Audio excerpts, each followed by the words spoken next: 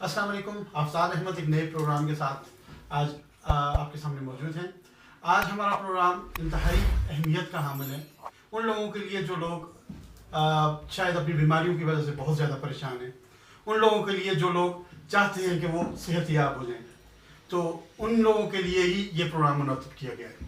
آپ دوستوں کے سامنے ہمارے ایبٹ آباد کی ایک بہت جانی مانی شخصیت موجود ہیں.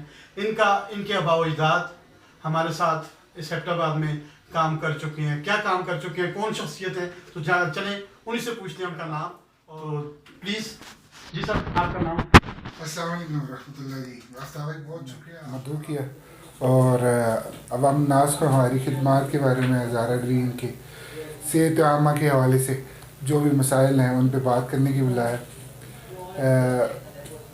جیسے کہ آپ کو پتہ ہے ہمارے آباء و اجداد 1936 میں یہاں پہ مائیگریٹ ہوئے اور میرے پردادا جی نے یہ خالد دواخانے کی بنیاد رکھی اور تب سے آج تک 2022 ہو گیا. الحمدللہ 5 پشتوں نے اس سلسلے میں اس شعبے کے اندر خدمات ادا کی.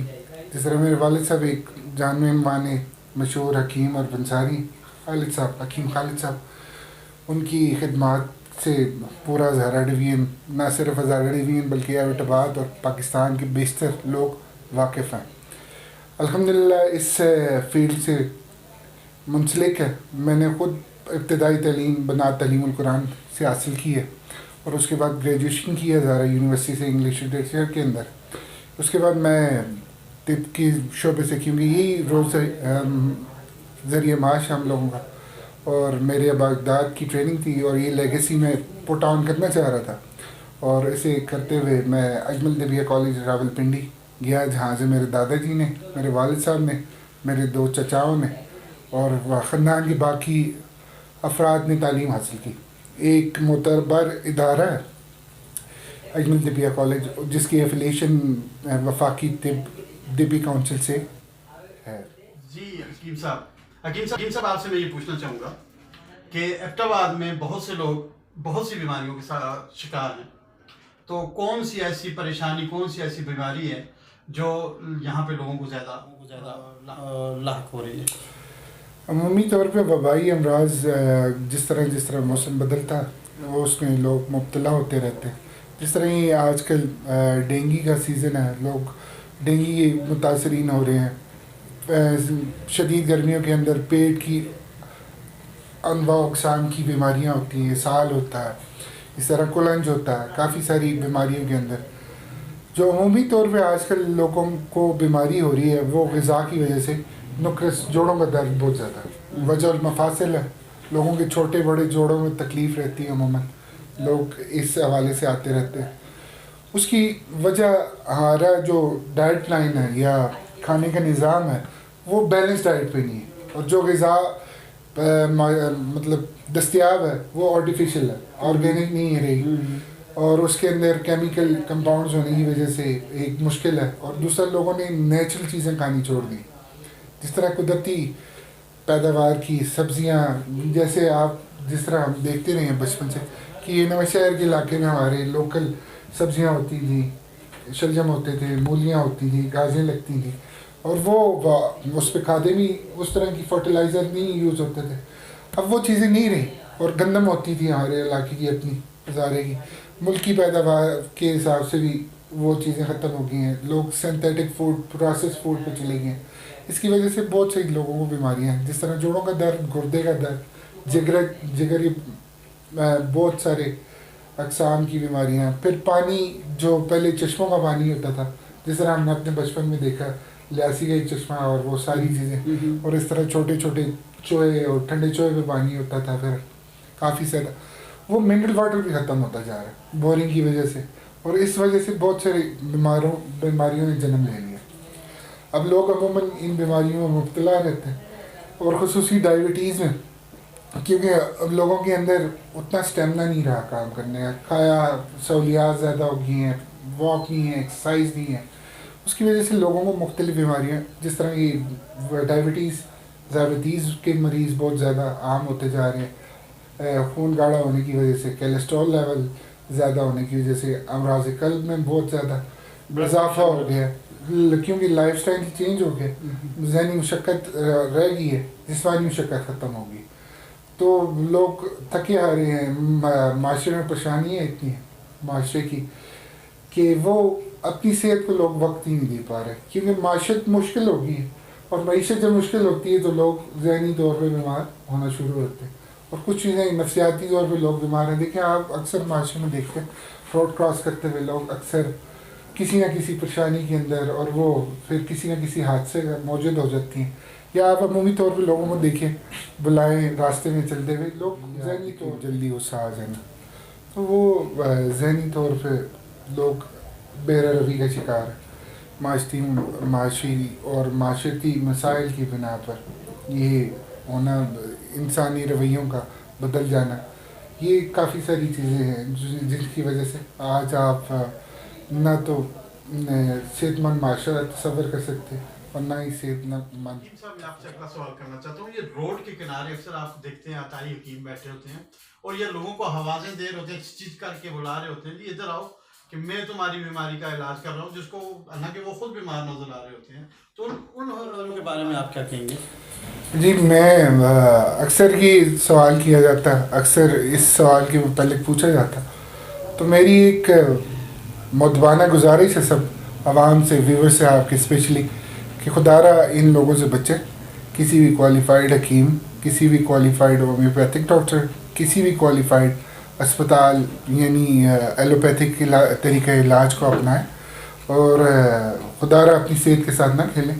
چند پیسے بچانے کے لیے وہ ان لوگوں کے ہاتھ چڑھ جاتے ہیں, اور پھر بعد میں حکیم لوگ بدنام ہوتے ہیں کہ جی فلاں حکیم سے لے لی تھی. وہ حکیم تو ہوتا نہیں بیچارہ, وہ کوالیفائڈ تو ہوتا نہیں, اس کا کہہ سکتے ہیں مختلف زہریلی دوائیاں یا دوائیوں کا اس بیچارے کو اس نے اسکول کالج تو دیکھا نہیں ہوتا, نہ ہی اسے کوئی پتہ ہوتا, تو چند نام یاد کر کے وہ لوگوں کو اس طرح الو بنا رہا ہوتا. تو میرا اسپیشلی ریکویسٹ ہے ویور سے کہ ان لوگوں سے بچے, پراپر طریقے علاج کروائیں, چاہے وہ ایلوپیتھک کرائیں, ہومیوپیتھک کرائیں, کسی مستند ادارے کے پاس, مستند انسان کے پاس جو سرٹیفائڈ ہو اس کے پاس جائیں, ضرور علاج کروانا.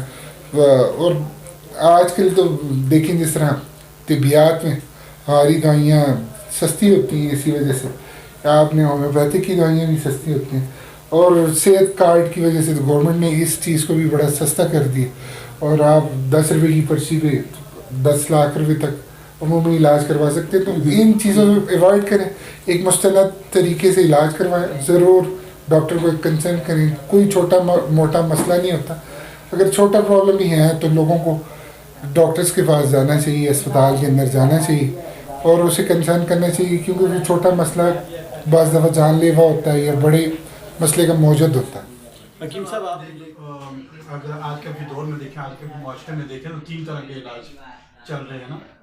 سب سے پہلے ہے ایلوپیتھک, پھر ہومیوپیتھک, پھر آ گیا حکمت. اب ایک جو مریض ہے وہ بیچارہ اب کس کی طرف جائے, کیا حکمت بہتر ہے, ایلوپیتھک بہتر ہے یا ہومیو بہتر ہے؟ یہ آپ نے بڑا اچھا آپ نے سوال کیا. اس کا ایک عمومی رویہ بتاتا ہوں میں آپ کو کہ آپ جو بھی کروائیں, بے شک ہومیوپیتھک علاج کروائیں, ایلوپیتھک علاج کروائیں یا حکمت کا علاج کروائیں, اس کو باقاعدہ طور پہ ایک کنسرن کر کے 2 میچز میں دوائی نہ لیں. اگر آپ ہومیوپیتھک کروا رہے ہیں, ساتھ میں آپ کو کوئی کہتا ہے مشورہ دی فلاں ریمیڈی کھا لیں, فلاں کھا لیں, تو کسی ایکسپرٹ سے پوچھ کے کھائیں. اور یہ تینوں طریقہ علاج اللہ کا شکر ہے کہ شافی الامراض ہے, اس سے شفا ملتی ہے لوگوں کو. لیکن بس ایک ہی ریکویسٹ ہے کہ وہ کسی مستند انسان سے جو اس کا ایکسپرٹ ہو, نالج ہو اور فاضل ہو, اس کے پاس جائیں اور اس سے علاج کرائیں. وہ یہ کہ اس میں جو حکمت کا جو طریقہ علاج ہے یہ فاسٹ ہے یا ایلوپیتھک طریقے سے فاسٹ علاج ہوتا ہے؟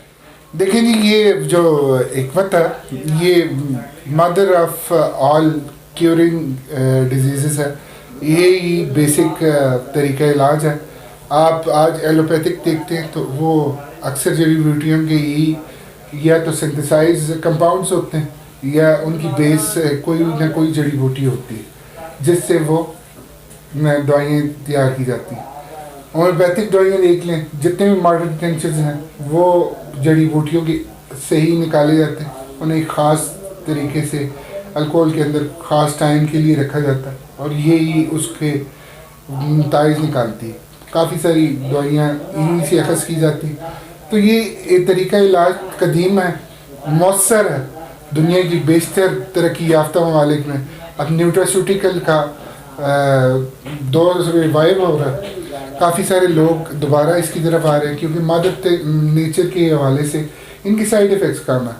جس طرح آپ سارا دن گندم استعمال کرتے ہیں, جڑی بوٹی, آپ ساگ کھاتے ہیں, جڑی بوٹی, ہربز یہی ہے جو ہم کھانے میں استعمال کر رہے ہیں. اسی طرح کے مختلف اسپائسز ہیں, جس طرح دال چینی ہم کھانے میں استعمال کرتے ہیں, عموماً روز کھانے میں لہسن ہے, ادرک ہے, یہ ساری چیزیں انگریڈینٹس ہوتے ہیں. نمک ہے, نمکیات ہیں, اجوائن ہے, زیرہ آپ استعمال کرتے ہیں. یہ ساری یہ تمام جو ہیں حکمت کی ہی دوائیاں ہیں اور انہی کی کمپاؤنڈز ہوتے ہیں.